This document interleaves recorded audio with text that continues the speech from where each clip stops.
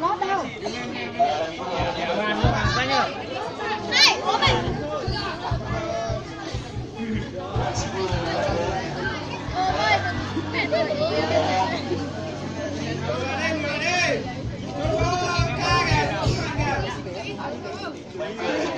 Kinh tế à?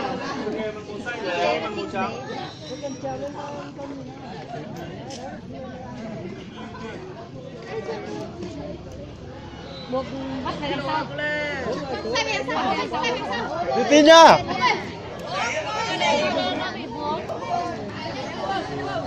Bây rồi. Em ốm lắm hả thế? Ôi cô ơi. Đừng yếu nha. Ốm thôi nhưng mà đừng yếu.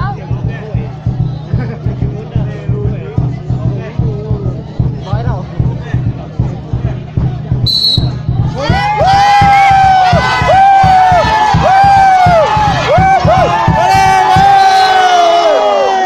Đẹp lắm em yêu à.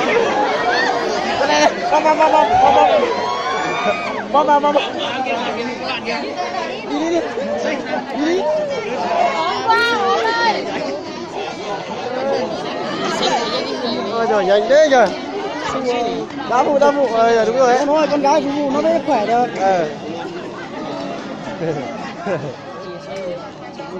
Trâu bò này khỏe khác nhiều cái đội trâu bò này. Họ sợ phải ít ra như tao ra đẩy cái đội trâu bò này phải sợ. Anh thể hiện quá đẹp. Đúng rồi, chú anh cứ làm chiến được 3 giây thế ra ngoài là đủ rồi, không phải mất sức. Nhấc bổng lên luôn. 3 thằng chơi nhóm mà tao không nữa. Thầy áo ôm mà. Đây. Anh đi nói rủ. Ôi rồi. Chơi luôn. Đỡ phải lâu cho mệt. Cố lên nhá. Đang có sức rồi ạ. Đây. Đang sung. Nhìn vào đây. Ôi rồi nó trai đấy nhỉ. Mắc ra luôn.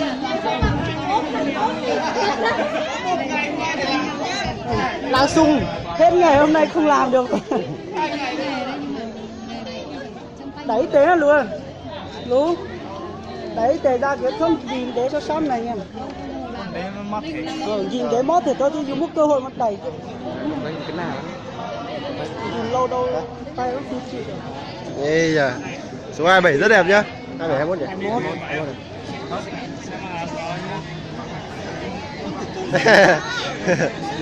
Vì năm nay em 21 tuổi. Không, tuổi 19 thôi. 97 đó. 21. 97 mà. 97 mà. 97 của to tao.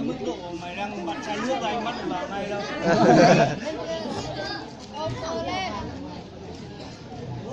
Chiến thuật 3 giây.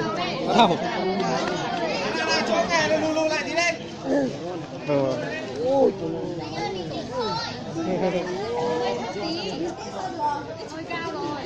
Đã lô chứ lúa rồi.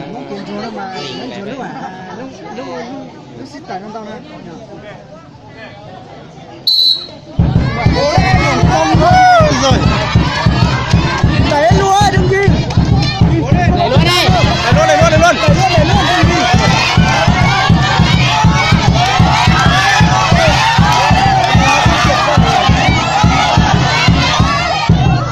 Cho này mới gắt này.